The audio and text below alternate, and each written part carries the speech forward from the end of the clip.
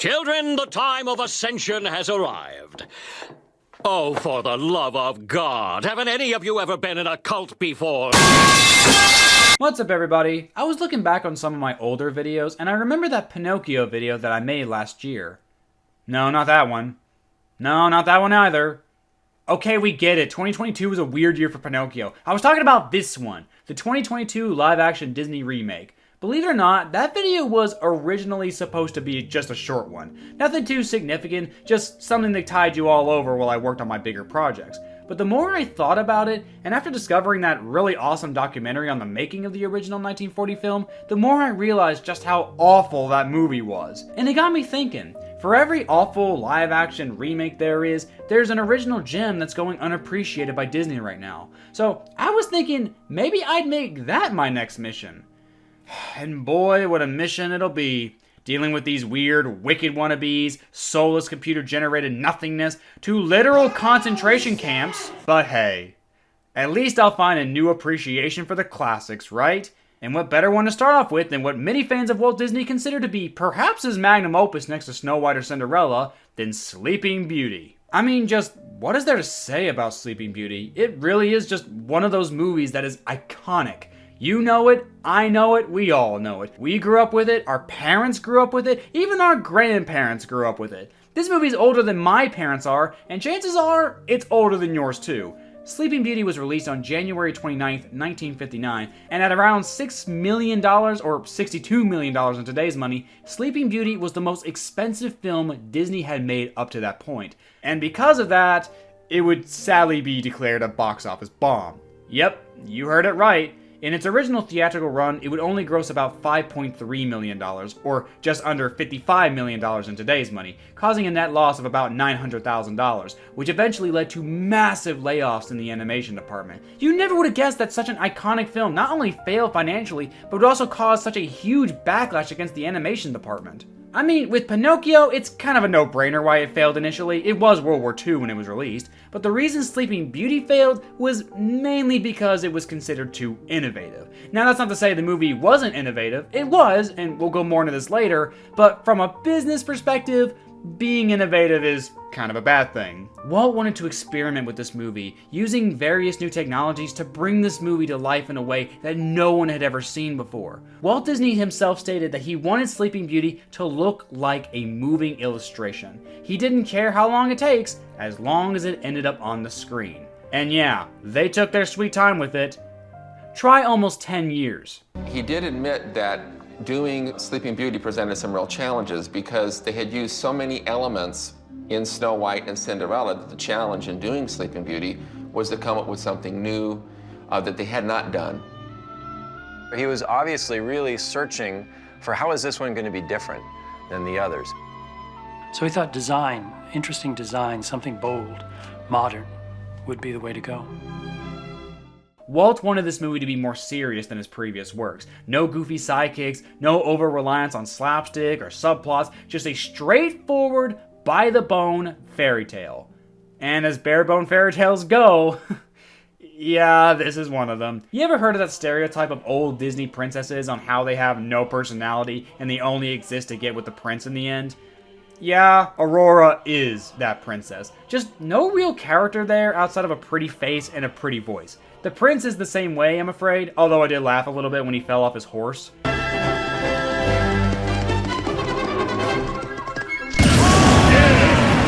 The two kings were fine, I guess. I actually remember the drunk jester more than them, and he didn't even say a word. From a technical perspective, this movie is truly a masterclass in the animation department.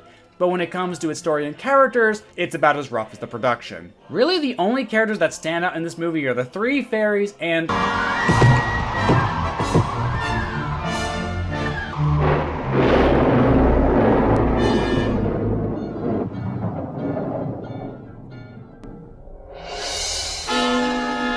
Yeah, she could step on me if she wanted to. I mean, her name is literally Maleficent. The definition of the word is causing harm and destruction. You can actually describe Osama bin Laden as Maleficent.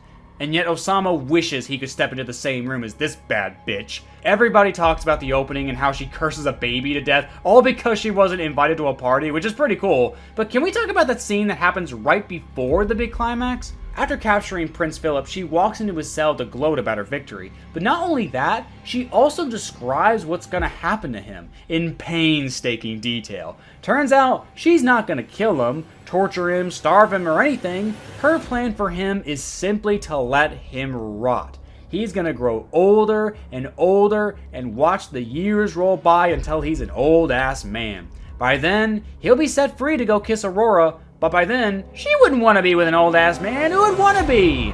The whole kingdom will be trapped in a perpetual sleep forever. Although to be fair, that'd be the three fairies' fault. But it doesn't matter. Maleficent got her revenge, and she's doing it in the most petty way possible. Oh my god, Queen, just step on me already. Just fucking step on me already. Come on, do it! When it comes to the characters, Maleficent is definitely the saving grace.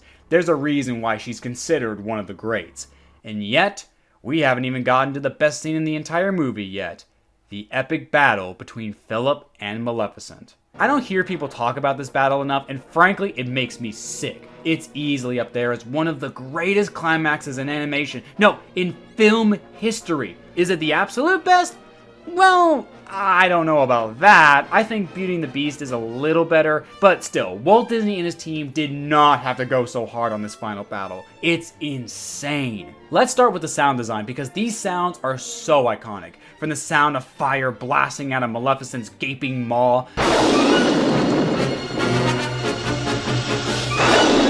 to the sound of her claws clamping down with a triumphant cymbal crash.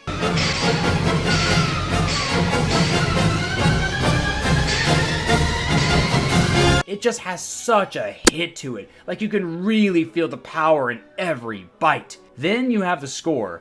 Oh god, if there is one thing classic Disney knew how to do, it was work with music. The way it syncs up perfectly with every action, like the harrowing escape from the castle to Maleficent summoning the Forest of Thorns.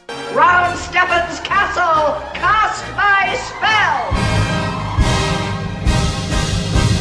And then there's her actual transformation. Dude, these are some of the hardest lines you will ever hear a Disney villain ever say. Now shall you deal with me, O Prince, and all the powers of hell! God damn. Did I ever mention that I miss classic villains? We need more villains that aren't afraid to say cold shit like this. More villains like Maleficent and Death, please. Thank you. And the fire.